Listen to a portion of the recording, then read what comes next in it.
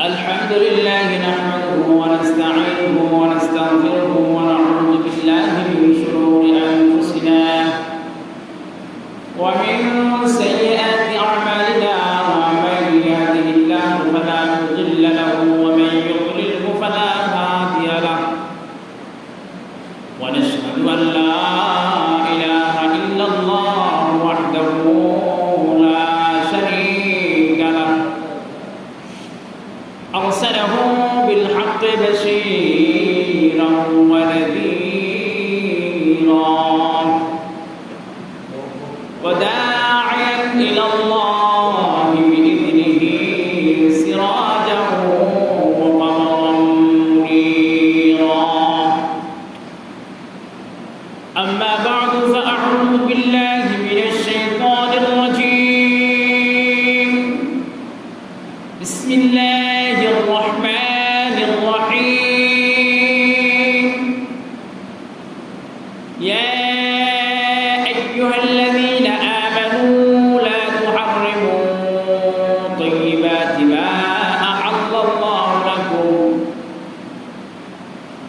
يا أيها الذين آمنوا لا تحرموا طيبات ما أحل الله لكم ولا تعتدوا إن الله لا يحب المعتدين وكلوا مما رزقكم الله حلالا طيبا واتقوا الله الذي أنتم به مؤمنون أو كما قال الله تعالى قال النبي عليه الصلاة والسلام لو توكلتم على الله حق التوكل لرزقتم كما ترزق الطير تغدو خماصا وتعود بطانة أو كما قال النبي عليه الصلاة والسلام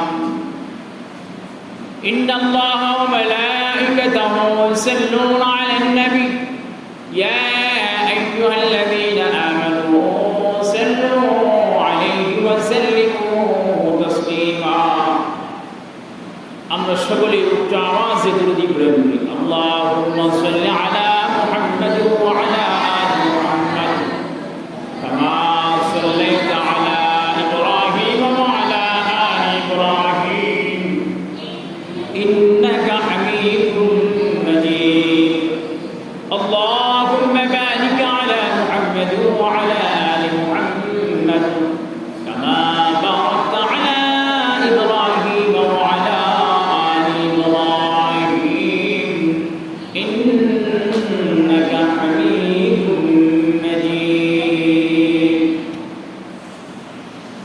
दुनियाए सदाकत में तेरा नाम रहेगा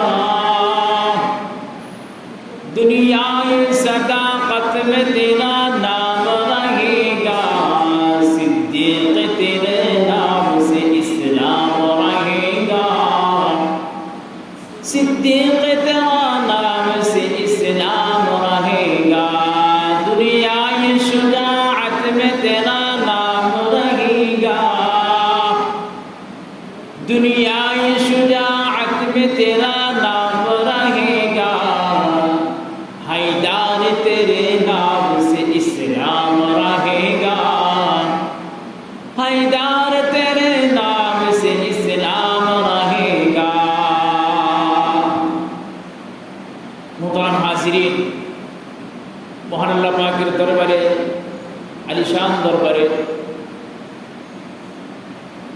অন্তরস্থল থেকে শুকরিয়া আদায় করি যে আল্লাহ পাক আমাদেরকে দুনিয়ার বিভিন্ন ফিতনা থেকে ফারেক করে মহান আল্লাহ তাআলার প্রিয় বান্দা হিসাবে আল্লাহ তাআলা পবিত্র জুমার নামাজ আদায় করার সুযোগ করে দিয়েছেন।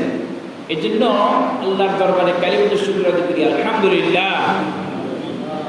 পবিত্র জুমার দিন আজান হয়ে গেছে, এখন পর্যন্ত আমাদের মসজিদের মুসল্লি আসে নাই। তো এটা হলো আমাদের দৈনন্দিন কাজের একটা রুটিন। আমরা যেমন দৈনন্দিন কাজ করি, একটা রুটিন থাকে, বাজারঘাট,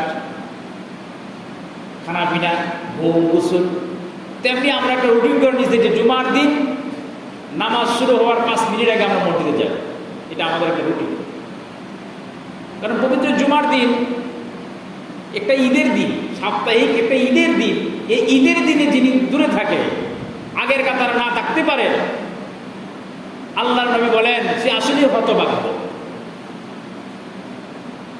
ঈদের দিন যদি কোনো ব্যক্তি প্রথম কাতারে স্থান না পায়, আল্লাহ রাসূল বলেন সে আসলেই হতভাগ্য। এই জন্যে আমাদের সেই নিয়ম পরিবর্তন করতে হবে। পবিত্র জুমার দিন আজান হওয়ার সাথে সাথে আমাদের মসজিদে উপস্থিত হতে হবে। এটা আমাদের ইমানি দায়িত্ব। কথা ঠিক না? এই জন্যে জুমার নামাজের আজান হওয়ার পরে আমাদের কাজ হবে মসজিদে চলে আসা। আর দুনিয়ার কোনো কাজ আমরা করব না। তখন কাজ করলে এটা হারাম হবে। জুমার নামাজের আজানের আওয়াজ আপনার কানে পৌঁছার পর্যন্ত পরে যদি আপনি দুনিয়ার কোনো কাজ করেন, এটা আপনার জন্য হারাম হিসেবে সাব্যস্ত হয়ে যাবে। কারণ জুমার আজান হওয়ার পরে আপনি মসজিদে আসবেন, এটাই আপনার জন্য হালাল। আল্লাহ এটাই কথাই বলছে, ফাসআউ ইলা যিকরিল্লাহি ওয়া যারুল বায়', যে তোমরা আল্লাহর জিকিরের দিকে, নামাজের দিকে তাড়াতাড়ি আসো, আর তোমার বেচাকেনাকে বন্ধ করে দাও, ক্রয় বিক্রয় বন্ধ করে দাও, দুনিয়ার কাজকর্ম বন্ধ করে দাও। এটা আমার আল্লাহর ওয়াদা, আল্লাহর ঘোষণা। আল্লাহ তাআলা সূরা জুমায় করেছেন। এই জন্য পবিত্র জুমার দিন আমাদের নিয়ত থাকতে হবে যে আজকে জুমার দিন আগে ভাগে মসজিদে চলে যাব। আমি যেন প্রথম কাতারের মুসল্লি হতে পারি। মসজিদে প্রথম কাতারের মুসল্লি, এটা আল্লাহ তাআলার কাছে অনেক গুরুত্বপূর্ণ। এই জন্য আমি আয়াত তেলাওয়াত করেছি সূরাতুল মাঈদার 87 নম্বর আয়াত। সূরাতুল মাঈদার 87 নম্বর আয়াত তেলাওয়াত করেছি। যদি আল্লাহ তাআলা আমাদেরকে তৌফিক দান করেন,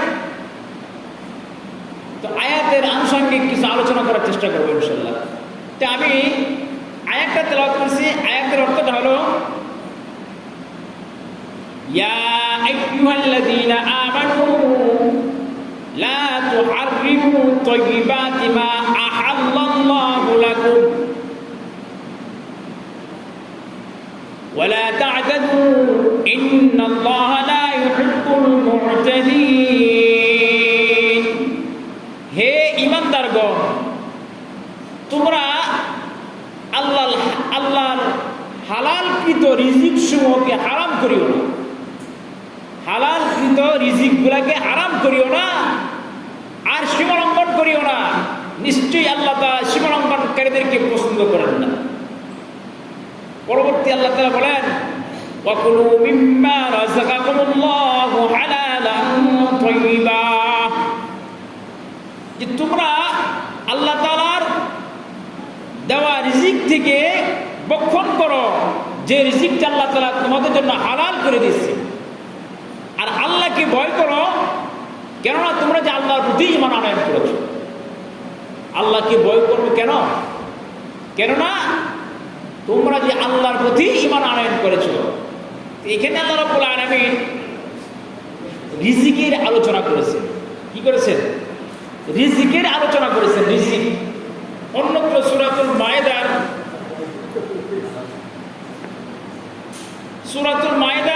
172 নম্বর আয়াত আল্লাহ তাআলা বলেন, না সূরাতুল বাকারা 172 নম্বর আয়াত আল্লাহ তাআলা বলেন, ইয়া আইয়ুহাল্লাযীনা আমানু কুলু মিন তাইয়্যিবাতি মা রাযাকনাকুম ওয়াশকুরু লিল্লাহি ইন কুনতুম ইয়্যাহু তা'বুদুন।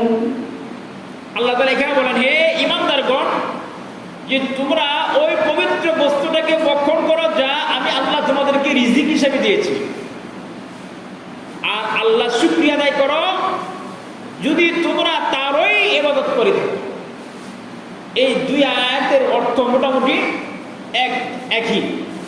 অন্যত্র আল্লাহ তাআলা বলছেন ইয়া আইয়ুহার রাসূলু কুলু মিনাত তাইয়্যিবাতি ওয়া'মালু সালিহান। আল্লাহ তাআলা নবী রাসূলদেরকে উদ্দেশ্য করে বলছেন, হে আমার রাসূলগণ, আমি তোমাদেরকে যে রিজিক দান করছি তার থেকে উৎকৃষ্ট হালাল রিজিকটা তোমরা খাও। এই 3-4টা আয়াত, আরো আয়াত আছে, এরকম বিভিন্ন আয়াত আছে। এই আয়াতের ব্যাখ্যা, এই আয়াতের অর্থগুলা মোটামুটি একই রকম। এখানে আল্লাহ তাআলা বলেন, হে ঈমানদারগণ, লা তুহাররিমু তাইয়্যিবাতি মা আহাল্লাল্লাহু লাকুম, যে তোমরা পবিত্র রিজিকগুলোকে হারাম করেও না, যাহা আল্লাহ তাআলা তোমাদের জন্য হালাল করেছেন। এখন আমরা যে রিজিকের অনুসন্ধান করি, রিজিক কি জিনিস, রিজিক কে দেন, কাকে দেন, কেন দেন? একমাত্র রিজিক দাতাকে রাজ্জাক, আব্দুর রাজ্জাক মানে কি রিজিক দাতার বান্দা। রাজ্জাক শব্দের অর্থ হইল আল্লাহ। রাজ্জাক শব্দের অর্থ কি? আল্লাহ। এই জন্যে অনেকের নাম রাজ্জাক রাখে, কি রাখে? আব্দুর রাজ্জাক রাখতে হবে। রাজ্জাকের শুরু দিয়ে আব্দুল শব্দ বসতে হবে। যেমন আব্দুল কাইয়ুম, তাকে অনেকে কাইয়ুম বলে ডাকে, তাকে আব্দুল কাইয়ুম বলতে হবে।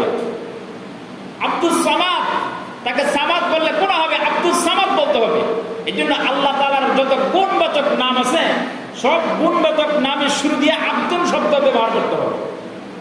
অন্যথায় অর্থের দিক খেয়াল করলে নামের ভিতরে বিশাল আকারের একটা শিরক হয়ে যাওয়ার সম্ভাবনা থাকে। যদিও আমরা ওই হিসাবে নামটা ডাকি না, কিন্তু অর্থের দিক খেয়াল করলে এমন হওয়ার আশঙ্কা থাকে।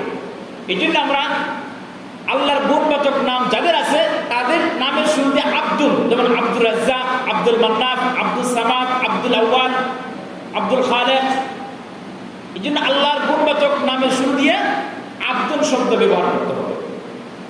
তো এখানে আল্লাহ রাব্বুল আলামিন একমাত্র রিজিক দাতা, বান্দার জন্য একমাত্র রিজিক দাতার নাম কি? আল্লাহ। আল্লাহ তাআলা বান্দাদেরকে রিজিক দান করেন। এখন আল্লাহ তাআলা যে বান্দাদেরকে রিজিক দান করেন, এটা কি আল্লাহর দায়িত্ব না অনুগ্রহ? একটা হলো অনুগ্রহ, একটা হলো দায়িত্ব। দায়িত্ব যেটা পালনীয় করতেই হবে, আর অনুগ্রহ যেটা না করলেও সমস্যা নাই। আমি এখন অনুগ্রহ করতে মনে চাই না, আমি করবো না, এটা হলো অনুগ্রহ। আর দায়িত্ব যে জিনিসটা, এটা আমাকে করতেই হবে। এটা আল্লাহ রাব্বুল আলামিন যে বান্দাকে রিজিক দান করেন, এটা কি আল্লাহর অনুগ্রহ না দায়িত্ব? মুফাসসিরিন কেরাম বলেন এটা আল্লাহর দায়িত্ব না, এটা আল্লাহর অনুগ্রহ। এটা আল্লাহর কি? অনুগ্রহ। যেমন আমরা সূরাতুল ফাতিহা শুরুতে পড়ি, আলহামদুলিল্লাহি রাব্বিল আলামিন, আলহামদুলিল্লাহি রাব্বিল আলামিন, আর রহমানির রহিম। আল্লাহ এখানে বলেছেন সমস্ত প্রশংসা ওই প্রতিপালকের জন্য যিনি বিশ্বের প্রতিপালক, ওই রবের জন্য, ওই প্রভুর জন্য যিনি বিশ্বের প্রতিপালক। প্রতিপালককে আর রহমান, যিনি দুনিয়াতে দয়া করেন, আর রাহিম, যিনি আখিরাতে দয়া করবেন। এখন দুনিয়ার দয়াটা কার জন্য? এটা বেঈমান ইহুদি, খ্রিস্টান, নাসারা, বৌদ্ধ সকলের জন্য দুনিয়ার দয়া। আর রাহিম, রাহিমুল আখিরা, এই রাহিমুল আখিরাটা শুধুমাত্র মুমিনদের জন্য খাস করা, মুমিনদের জন্য। এখন আল্লাহ রাব্বুল আলামিন যে দয়া করেন, অনুগ্রহ করেন, এটা আমরা পাইলাম কোথায় থেকে? আর রহমান থেকে পাইলাম। রহমান শব্দের অর্থ হইল দয়া করা। এটা দয়াটা আম, দয়া করাটা কি ব্যাপক। এইটা কোনো মুসলমান বলে দয়া করেন না। আল্লাহ নাফরমানি যারা করে তাকে আল্লাহ দয়া করেন, আল্লাহ শিরিক যারা করে তাকে আল্লাহ দয়া করেন, আল্লাহর বিরুদ্ধাচরণ যারা করে তাকেও আল্লাহ দয়া করেন, আল্লাহর নবীর বিরুদ্ধাচরণ যারা করে তাকেও আল্লাহ দয়া করেন। তাহলে বোঝা গেল আল্লাহ বান্দার প্রতি দয়া করেন দায়িত্ব না, কি না? দায়িত্ব না। যদি দায়িত্ব হইতো তাহলে আমরা বান্দা হিসেবে আমাদের পক্ষ থেকে যে পরিমাণ ইবাদত করে ওই পরিমাণ ইবাদতের দ্বারা আল্লাহ তাআলার দায়িত্ব ওয়াফ করে দিতেন, ওয়াফ করে দিতেন। দায়িত্ব যদি হইতো আল্লাহ বান্দাকে রিজিক দান করবেন, এটা ওনার দায়িত্ব, তাহলে আল্লাহ তাআলা বান্দার রিজিক গুলাকে বন্ধ করে দিতেন। কারণ নামাজির চাইতে বেনামাজির সংখ্যা বেশি, হালাল খানাওয়ালার চাইতে সুদখোরের সংখ্যা বেশি, কথা ঠিক না? যারা হালাল খায় এদের চাইতে সুদখোরের সংখ্যা বেশি, বালুর চাইতে খারাপের সংখ্যা বেশি, বালুর চাইতে খারাপের সংখ্যা বেশি।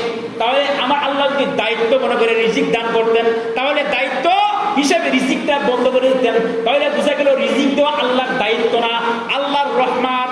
আল্লাহ রহম করেন, দয়া করেন, অনুগ্রহ করেন। এই জন্য আল্লাহ রাব্বুল আলামিন আমভাবে রিজিক দিয়া থাকেন। যেমন ওয়ানজালনা মিনাস সামাই, ওয়ানজালনা মিনাস সামাই, আল্লাহ আসমান থেকে বৃষ্টি নাজিল করেন। কি করেন? আল্লাহ আসমান থেকে বৃষ্টি নাজিল করেন। এইটা আল্লাহ তাআলার অনুগ্রহ। কারণ আপনি আমি যখন মোটর দ্বারা পানি দেই, আমার যতটুকু প্রয়োজন আমি এতটুকু পরিমাণ পানি মোটর থেকে বের করি, সেচন করি। আমার অনুমতি ছাড়া যদি আমার মোটর থেকে কোনো মানুষ পানি নিয়ে যায়, তাহলে মন বেজার হয়, হয় কি হয় না? মন বেজার হয়। এই জন্য আল্লাহ রাব্বুল আলামিন বান্দার জন্য বৃষ্টি নাযিল করেন, এটা বান্দার জন্য অনুগ্রহ। আপনি আমি কল থেকে টিউবওয়েল থেকে যে পানি উত্তোলন করি, এইটা আমার নিজের স্বার্থের জন্য, আমার নিজের জন্য। কারণ আমি একটা গাছের গোড়ায় পানি দেই না, আমি পাহাড়ের গাছের গোড়ায় পানি দেই না, আমি জঙ্গলের গাছের গোড়ায় পানি দেই না, আমি একটা পাখিকে খাবার দেই না, আমি একটা কুকুরকে খাবার দেই না, আমি একটা বিড়ালকে খাবার দেই না, আমি একটা মাছিকে পর্যন্ত খাবার দেই না। তাহলে আমি পানিটাকে তুললাম আমি ব্যক্তিগত স্বার্থের জন্য। আর আল্লাহ রাব্বুল আলামিন যখন আসমান থেকে বৃষ্টি দিয়েছেন, দুনিয়ার সকল মাখলুকাত ওই বৃষ্টির দ্বারা উপকৃত হয়েছে, কথা ঠিক না? এজন্য আল্লাহ রহমান, আল্লাহর দয়া হিসাবে, আল্লাহ অনুগ্রহ হিসাবে বান্দার জন্য রিজিক দিয়ে থাকেন, বান্দার জন্য রিজিক দিয়া থাকেন। এই জন্য দুনিয়াতে যিনি আল্লাহর ইবাদত করবেন, দুনিয়াতে যিনি আল্লাহর কুদরতভাবে সিজদা করবেন, আল্লাহ তাকেও রিজিক দান করবেন। যিনি ইবাদত করবেন না, আল্লাহ তাকেও রিজিক দান করবেন। আল্লাহর নামের সাথে, আল্লাহর সাথে যারা শিরক করে, আল্লাহ তাদেরকেও রিজিক দান করবেন। একদিন নয়, দুই দিন নয়, ইব্রাহিম আলাইহিস সালামের জামানায় এক লোক 80 বছর পর্যন্ত আল্লাহর সাথে শিরক করেছে। ইব্রাহিম আলাইহিস সালামের মেহমান হয়েছে লোকটা, কিন্তু বিসমিল্লাহির রহমানির রহিম বলিয়া খাবার শুরু না করার কারণে ইব্রাহিম আলাইহিস সালাম ওনার প্লেট থেকে, মেহমানের প্লেট থেকে ওনাকে তুলে দেওয়া হয়েছে। আল্লাহ নারাজ হয়েছেন, ওগো আমার খলিল ইব্রাহিম, ওই লোকটাকে তুমি তোমার খাবারের প্লেট থেকে কেন তুলে দিলা, কেন তুমি তাড়াইয়া দিলা? উনি আল্লাহকে বলেন, ওগো আমার আল্লাহ, এই লোকটা আপনার নাম বলা, আপনার নাম বলে নাই। এই লোকটা যখন খাবার খাইব বিসমিল্লাহির রহমানির রহিম আপনার নামের সাথে খাবার শুরু করে নাই, এই জন্য আমি খলিলুল্লাহ ইব্রাহিম রাগ হয়েছি, তাকে খাবারের প্লেট থেকে আমি তুলে দিছি। আমার আল্লাহ ডাক দিয়া বলেন, ওগো খলিলুল্লাহ, আমার খলিল ইব্রাহিম, এই লোকটা একদিন নয়, দুই দিন নয়, বিগত 80 বছর যাবত আমার সাথে শিরক করতেছে, আমার সাথে শিরক করতেছে, আমার নামের বিরুদ্ধে আচরণ করতেছে, আমার হুকুম লঙ্ঘন করতেছে, কিন্তু আমি আল্লাহ একটা সেকেন্ডের জন্য তার রিজিক বন্ধ করি না। কি করি নাই? বন্ধ করি নাই। তাহলে বুঝা গেল আল্লাহ আমাদেরকে রিজিক দান করেন, এটা আল্লাহর অনুগ্রহ, এটা আল্লাহর কি অনুগ্রহ। আর রহমান আর রহিম, তাহলে রহমানটা বুঝলাম, রহমানটা হইলে দুনিয়ার সকলের জন্য ব্যাপক দয়া, দুনিয়ার সকলের জন্য ব্যাপক দয়া। আর রাহিম যেটা, এইটা হলো ওয়াল আকিবাতুল লিল মুত্তাকিন, আল্লাহ তাআলা আখিরাতের মধ্যে যে দয়া করবেন, এইটা শুধু মুত্তাকিনদের জন্য, বেঈমানদের জন্য নয়, পাপিষ্ঠদের জন্য নয়। হ্যাঁ, এটা মুশরিকদের জন্য নয়, ইহুদির জন্য নয়, নাসারাদের জন্য নয়, এইটা একমাত্র তাকওয়াওয়ালা মুমিনের জন্য। সুবহানাল্লাহ, কার জন্য? ওয়াল আকিবাতুল লিল মুত্তাকিন, আখিরাতে আল্লাহ তাআলা যে দয়া করবেন, এইটা একমাত্র তাকওয়াওয়ালা মুমিনের জন্য। এজন্য আল্লাহ বলেন আর রহমানির রহিম, যেন রহমান হলো দুনিয়াতে দয়া করা ব্যাপকভাবে, আর রাহিম হলো আখিরাতে শুধু মুমিনদের জন্য আল্লাহ তাআলা দয়া করবেন, বেঈমান কাফিরদেরকে আল্লাহ তাআলা দয়া করবেন না। এই জন্য আল্লাহ রাব্বুল আলামিনের যে বিধান আছে, আল্লাহ তাআলা যে আমাদেরকে রিজিক দান করেন, এইটা হলো আল্লাহ তাআলার অনুগ্রহ, এটা আল্লাহর দায়িত্ব না। এখানে আল্লাহ এটাই বলছেন, ইয়া আইয়ুহাল্লাযীনা আমানু লা তুহাররিমু তাইয়্যিবাতি, এটা আল্লাহ অনুগ্রহ হিসেবে বান্দাকে দান করবেন। এখন কেন দান করবেন? কেন দান করবেন বান্দাকে? কারণ আল্লাহ তিনি যে আমাদের রব, আলহামদুলিল্লাহ রাব্বিল আলামিন, রব তিনি যে আমাদের মালিক। আমি যে বাড়িতে কাজ করি, আমার খাবারের দায়িত্ব, থাকার দায়িত্ব কার? ওই মালিকের খাবারের দায়িত্ব। আমার ঘুমানোর বিছানার দায়িত্ব তার, আমি কি খাইবো ওই দায়িত্ব মালিকের। এই জন্য আল্লাহ আমাকে দুনিয়াতে অনুগ্রহ করে বানাইছেন, আল্লাহ আমাকে দুনিয়াতে অনুগ্রহ করে পাঠাইছেন। এই জন্য আমার আল্লাহ অনুগ্রহ করে আমার রিজিক দিবেন, অনুগ্রহ করে আমার রিজিক দিবেন। তাহলে আমরা চাই কেন?